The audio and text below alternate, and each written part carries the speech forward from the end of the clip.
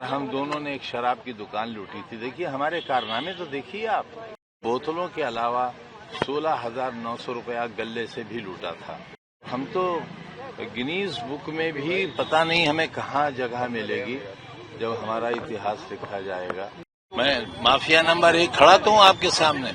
अब मुझसे बड़ा माफिया कौन है? मैं खड़ा तो हूँ आपके सामने। मैं जाना चाहता हूँ, असुरक्षित नहीं जाना चाहता, जंगल राज में नहीं जाना चाहता। विपक्ष पर निशाना साधा है क्योंकि उन्होंने कहा वंदे भारत को जिस तरीके से लगातार एक देश की भक्ति में है, लेकिन अगर बात की जाए तो विपक्ष इसको लगातार पीछे ले जा रहा था। अब देखिए जय समाजवाद तो कहेंगे नहीं, वो कहेंगे जिससे उनकी पार्टी को फायदा हो, तो हम उनसे क्यों वो उम्मीद रखें और न उनसे हम कोई शिकायत करें। अपना राजनीतिक दल है, उनका विचारधारा है, देश के बादशाह हैं वो, तो वो अपनी बादशाहत के लिए, अपनी कुर्सी, अपने राजनीतिक भविष्य के लिए जितनी कोशिश हो सकती है करेंगे और उन्हें करना चाहिए। जब अखाड़े में पहलवान उतरते हैं तो हर पहलवान जीतने के लिए उतरता है। हम भी हैं कहीं दूर खड़े हुए, अब देखना है हम लंगोट के साथ लड़ेंगे या बगैर लंगोट लड़ेंगे।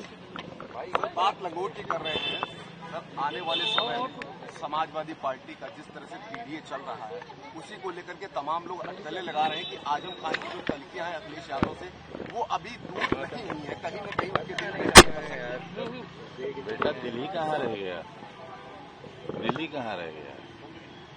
अगर कभी सुन लोगे तो आपके कई बंधु रोते हुए बाहर निकले हैं मेरे ड्राइंग रूम से और सड़क पर जाकर भी रोते रहे हैं। आप सुन नहीं पाओगे। सर आपके ऊपर एक किताब बगैर दिल के काम कर रहे हैं अब तो हम। कहा यह भी जा रहा है कि शायद कि इलाज कराने के लिए बोला गया कि आप लखनऊ कराइए, तो शायद आपने उसको लेकर के कहा था कि मैं रहूंगा कहाँ।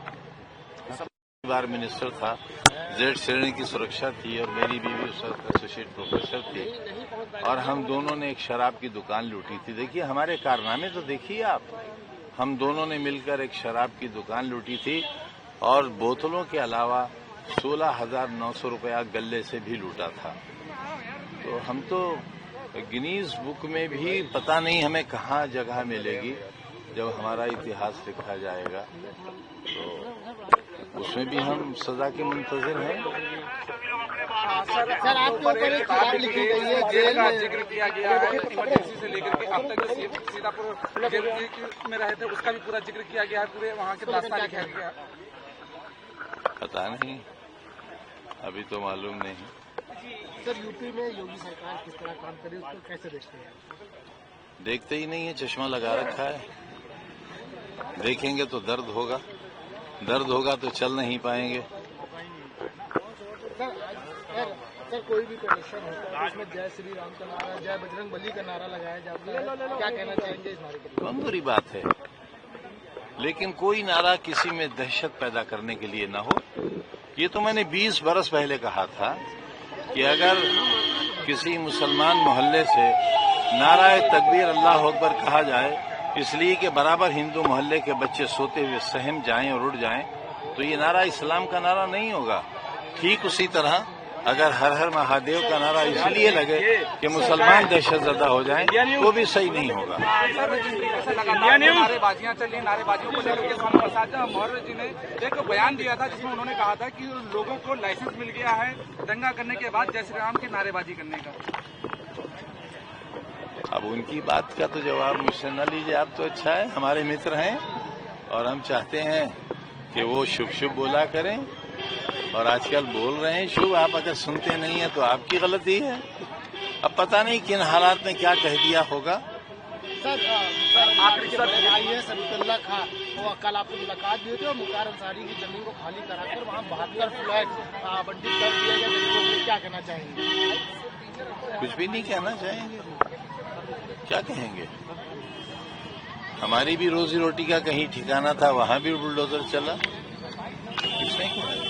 2027 के चुनाव को लेकर के अखिलेश यादव लगातार पीडीए को लेकर के सक्रिय हैं। पीडीए पंचायत भी किया गया, पीडीए को लेकर के आपकी क्या राय है सर, क्या कुछ कहेंगे? 27 में क्या और कुछ भूमिका होगी आपकी?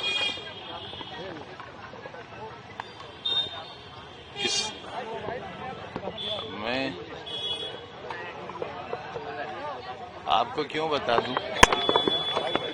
आपको क्यों बता दूं? सर सीएम जानता हूं आप चाहते हैं बदलाव आए, क्या कर रहे हो भाई? तो भाई इतना कह सकता हूं कि हम उसमें हिस्सेदार होंगे, सर सीएम मजबूत हिस्सेदार। सीएम योगी ने कहा था उत्तर प्रदेश में हम भयमुक्त और माफिया मुक्त प्रदेश बनाएंगे। देखिए ना, जी मैं माफिया नंबर 1 खड़ा तो हूं आपके सामने, मैं खड़ा तो हूं आपके सामने। अब मुझसे बड़ा माफिया कौन है? मैं खड़ा तो हूं आपके सामने, मैं तो मिसाल हूं और मेरे बाद सदियों मिसालें दी जाएंगी। लोग हमारे किस्से कहानियों की तरह सुनाया करेंगे, आपके बच्चे अपने बच्चों को सुनाया करेंगे और बताएंगे कैसा दौर भी हिंदुस्तान में आया था।